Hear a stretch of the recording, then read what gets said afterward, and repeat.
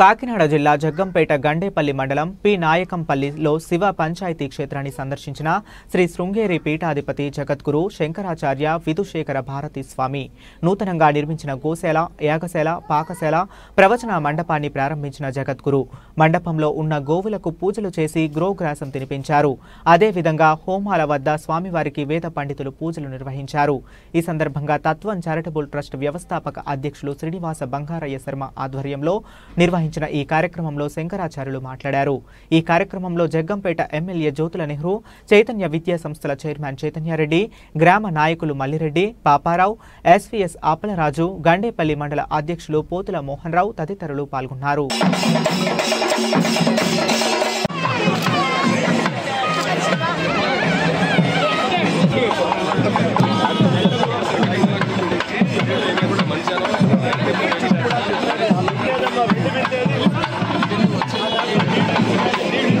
క్రౌడ్కి దూరంగా ఉండు, క్రౌడ్ ఎక్కువ ఉంటే పైకి పెట్టు.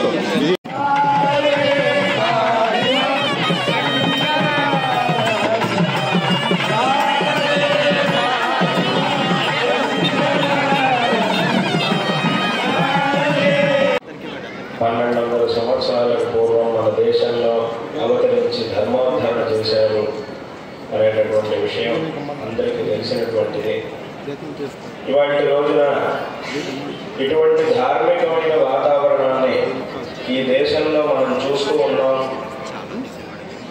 ప్రతి ఒక్కరూ యథాసంభవంగా ధర్మానుష్ఠానం చేస్తూ శ్రేయస్సుని పొందుతూ ఉన్నాము. ఇన్ని క్షేత్రాన్ని చూస్తూ ఉన్నాం.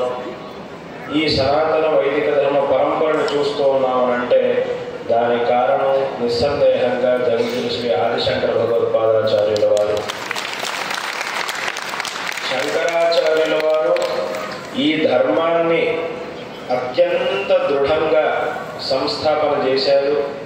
ఎంత దృఢంగా సంస్థాపన చేశారు అనంటే వారి అవతారం పూర్తయి వారు ధర్మ సంస్థాపన చేసి 1200 సంవత్సరాలు గడిచినా కూడా